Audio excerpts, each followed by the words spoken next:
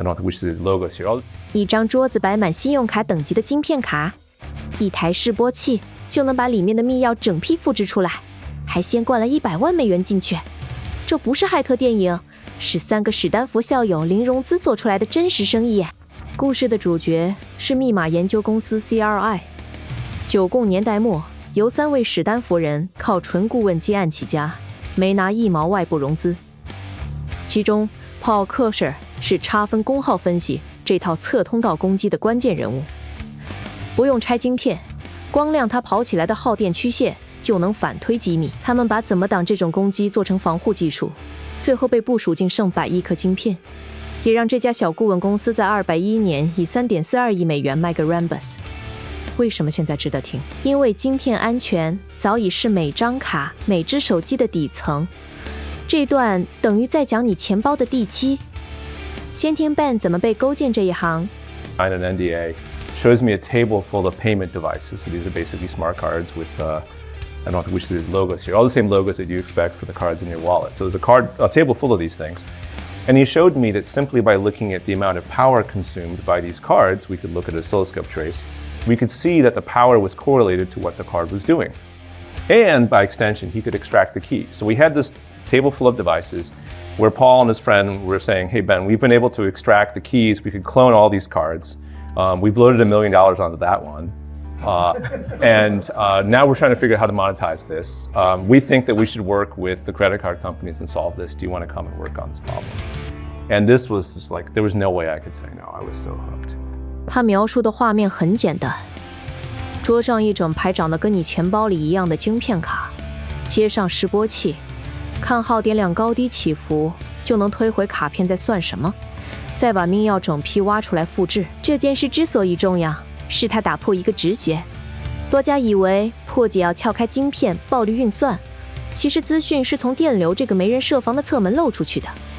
而我真正想点的是后面那句，他们明明能靠复制卡直接捞钱，是选择去找发卡组织卖解法，这才是安全研究的商业本质。最值钱的不是那个漏洞，是把漏洞补起来，再收全产业的保护费。换跑讲这3人到底是什么组合 Touch on a bit, you probably have already noticed we're really different from each other, like really different, and in a way that complements. You know, if anything came along, exactly one of us would have some ability to solve it generally, and almost never two. 他说3个人个性差到不行，但差的刚好互补。任何难题丢进来，几乎总有其中一个人能解，而且往往就只有那一个。重点在于，这是一家零外部融资、靠接案养活自己的公司，没有钱当缓冲，那么团队本身就是唯一的资产。我把这种结构叫互补型护城河。他们的门槛不是某项专利，是一组别人凑不齐的脑袋。多数新创失败，不是输在点子，是输在关键能力有缺口，却没人补。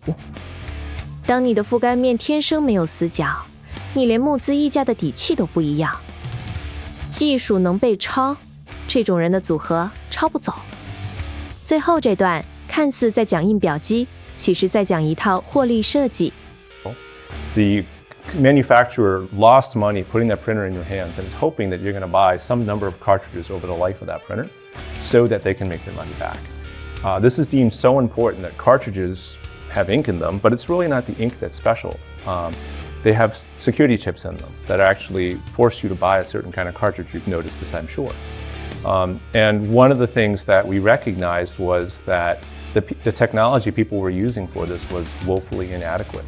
They were trying to protect these very, very large business models with. 他点破一个反直觉的事实，几乎每台印表机都是赔本卖给你的。厂商赌的是你之后会一直买墨水匣把钱赚回来。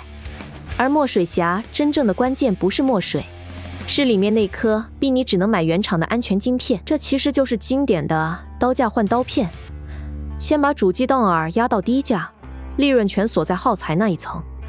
我想补的一层是 CRI 卖的从来不是安全本身，是商业模式的执行机制。那颗晶片守的不是你的隐私，是厂商的营收边界。所以下次看到什么东西便宜到不合理，先问一句，那被绑死要长期付钱的那一头，是不是就是我？把3段串起来会发现一条暗线。他们卖的其实不是破解，也不是加密，是信任要怎么被执行。从发卡组织到印表机厂，愿意付钱的都是想让某个规则被硬性守住的人。一家没融资的顾问公司能长成产业标准，最后3亿多美元出场，靠的不是单点技术有多猛，是那组没有死角的脑袋，加上卖解法而不是卖漏洞的定位。与其问一项技术能不能被破解，不如问这门生意是在保护谁，又是在锁住谁。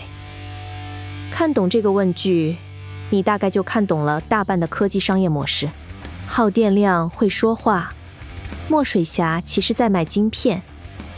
这些原来背后是这样的细节，才是这段故事最耐嚼的地方。